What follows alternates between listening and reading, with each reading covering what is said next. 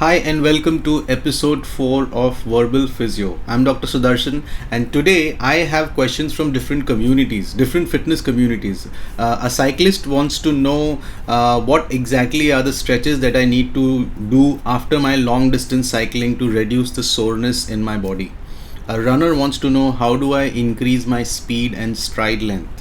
A housewife wants to know she has a pain in her elbow and wrist and what exactly needs to be done to get rid of that. And we have a fitness enthusiast who wants to know how do I build up my career in fitness. So I'll be answering all these questions in today's episode. But before that, I would like to thank you all for that amazing response that we have been getting on our YouTube channel and other social media handles. And if you want to get check on this episode on a regular basis, make sure you subscribe and like our YouTube channel, and you could also follow us on different Facebook page. And if you're wondering what exactly this is all about, let me tell you, if you're a fitness enthusiast or you're struggling from an injury, I can help you solve your queries and give you the right direction. All you need to do is put in your detailed question in this link below, which is drsudarshan.co/question.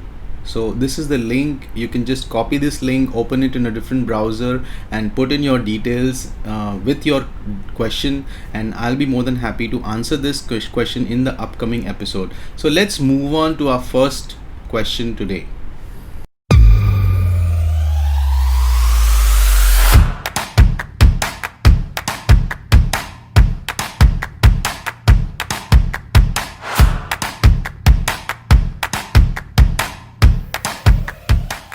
So let's move on to the first question of our episode. The first question is from a runner who's from Mumbai. His name is Darshan, and he wants to know, I'm into running for the last 6 months and wanted to know how do I improve my stride length.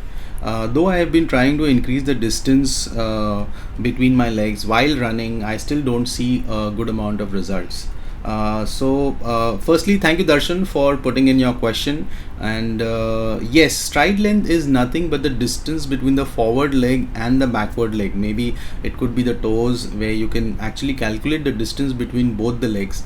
And yes, just by merely increasing the distance of these forward and backward leg, we may not be able to just improve the speed, but there is something more to this. And basically what happens is that because I'm into a lot of training for marathoners, and whenever I'm around, if I see a runner, the first thing that I check with them is their running form. And sadly what I have seen is most of these people have bad running forms. They are either running in a wrong way, or probably the ideal form of running is not developed there, and because of this it causes a lot of injuries. So talking about a familiar running form, now if you are trying to just increase the distance between the legs, okay, what will happen is that you will actually land up on your heels, because you will try to place the leg a little forward than your body, and the moment you do that, you have to land on your heel, and once that happens, you're actually breaking your own speed. Now you're trying to actually put a little bit of brakes on your own speed. So this is not really an ideal running form. What matters is that how do you land on your foot. Well, your landing should be mid-foot, and most importantly, you need to certainly shift your body with a little forward lean. The idea of doing this forward lean is that you are actually shifting your center of gravity, and this tends to get the body into acceleration. And in order to maintain this center of gravity, you will always be pushing forward, and the leg will still drop down below your body line. It will not be forward. Because the moment it is forward, it will get into heel strike. So when it is just exactly below your body line, you will actually end up landing on a midfoot. So it's very important to have these postures in place. Like, you should have your arms, which should be compact with a little bit of movement. You should have a balanced forward lean posture. Only then you will be able to improve your stride length, and you can actually gain this whole benefit. Because in case of high distance runners, long distance runners rather, what matters is that it's not really the stride length that matters a lot. So the stride length is usually a little shorter, but yes, what matters is that if you're landing in the right way, because if you're landing in the proper manner, this develops a complete rhythm for your form, and this is what helps you to gradually keep checking onto the best stride length that you can really achieve. So my suggestion is look into your form, try to improve your form. Just don't go by the measurement of your stride length, and make sure that you're working on these forms in the right way, and I'm sure you will get results there, and it will help you to improve your speed too. Thank you. So the next question is from a housewife. Her name is Meeta. She's from Delhi, and she says, I'm a housewife and I've been witnessing pain in my right elbow since 2 weeks, and this pain goes up to the hand. But I also find difficulty in lifting objects like even a full jug of water. So, what exactly should be done? Hi, Meeta. Thank you so much for writing in, firstly. Well, from what you are telling us, it looks more like a tennis elbow. Okay, and most of the time this pain also radiates down to the hand, or probably the extensor group of muscles which supply or which takes care of this whole movement of elbow. And you can probably have difficulty in lifting objects, suddenly trying to lift something, and you will feel like excruciating pain. Also, the outer side of the bone, you may feel a lot of tenderness, like when you're pressing there you really feel a lot of pain. So all these are basically symptoms of tennis elbow. So there are 2 to 3 solutions that I can help you out with here. First thing is, start icing immediately, and try and do icing for at least 2 to 3 times in a day. Icing has shown to give very good results in initial stages of tennis elbow. Secondly, avoid all these activities that actually increase the pain. Okay, because if you keep doing these activities again and again, there is no rest, because of which the inflammation will not settle down and the pain will be consistent. So rest is one of the most important activities, one of the most important parameters, and this should be done.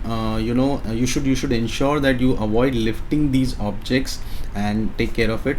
Well, you can also do some stretches for your elbow. You can check out my YouTube channel where I have put in detail stretches for tennis elbow. You can check out there and you will get all the stretches that are required for tennis elbow, and you can do that. And if after doing all this in a week's time, if you still don't see results, then it's the time to see a physiotherapist, where he can help you with some sessions of ultrasound, and this will really help you to kind of settle down with your pain.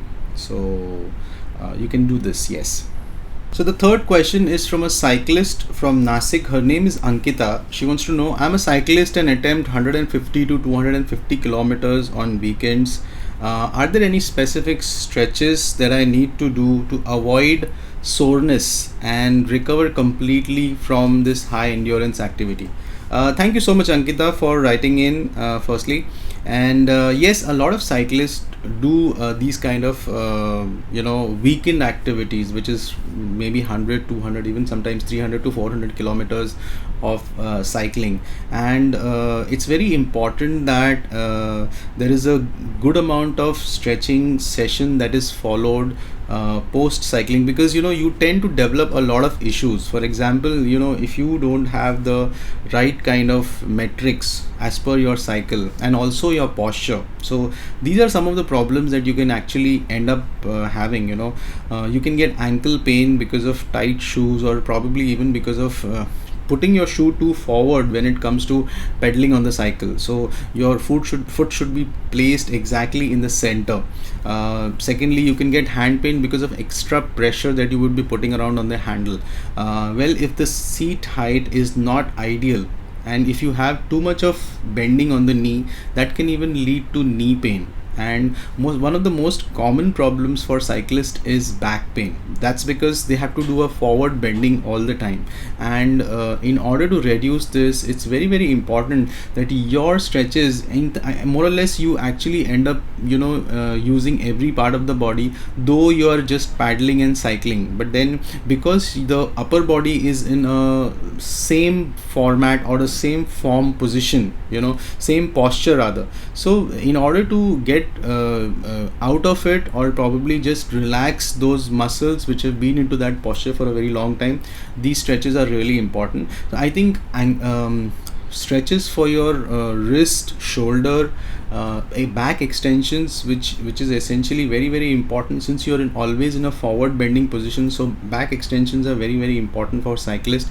Neck movements, because a lot of cyclists also complain of a neck pain. That's because of excessive bending from the neck, which is again very very common for them. So neck stretches should be a part of your stretch regime, and besides that, you should also be stretching your hips, your knee and your ankle, okay, in order to ensure that you recover completely from your high endurance activity. Now you might be wondering, it's more like a complete body stretch, but yes, even if you spend about 5 to 10 minutes after your high endurance cycling, even if you spend about 5 to 10 minutes, it is really worth, okay.